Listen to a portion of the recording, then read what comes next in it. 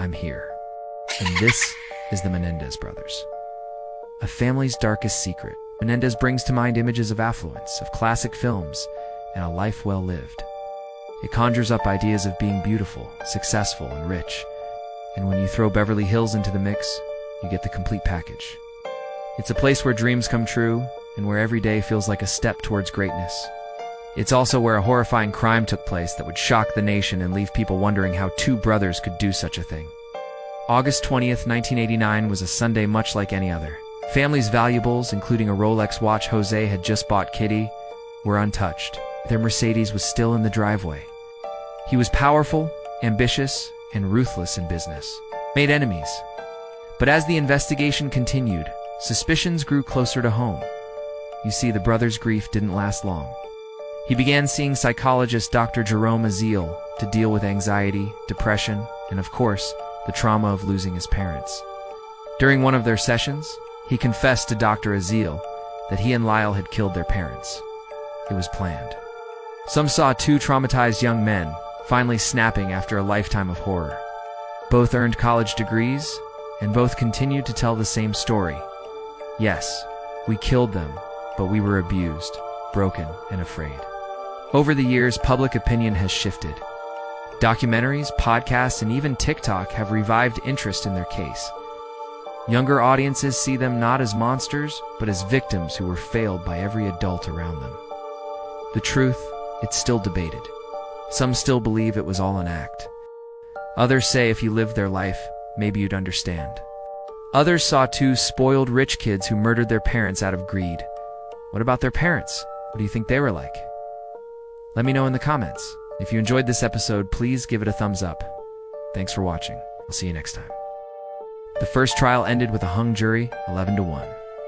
Some jurors believed the abuse claims, others didn't. But the retrial was different. This time, the judge barred cameras. Much of the abuse testimony was limited or excluded.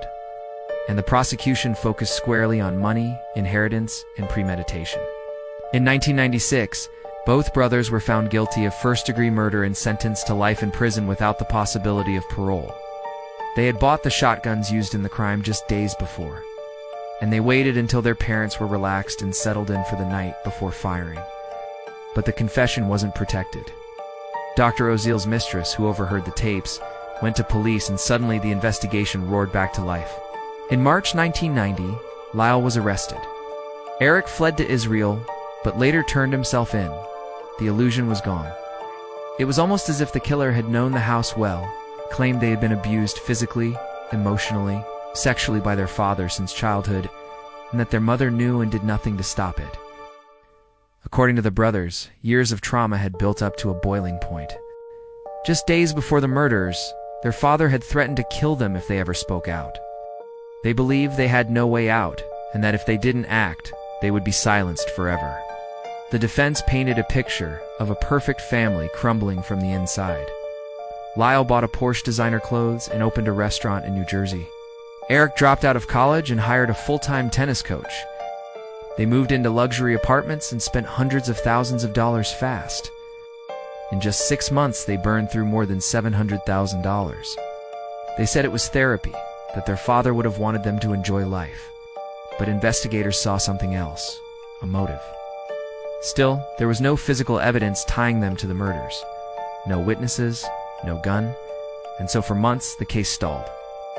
Lyle Menendez, 21, and his brother Eric, 18, left their house on Elm Drive and went to the movies.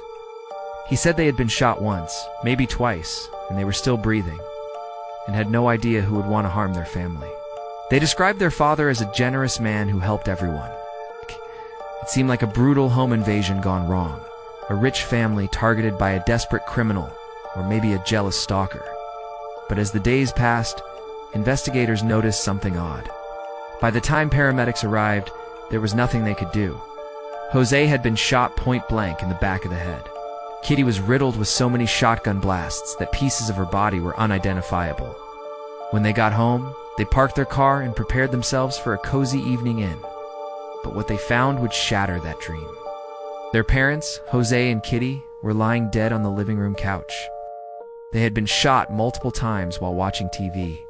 When Lyle called 911, he told the operator that he and his brother had just arrived home and found their parents slumped over on the couch.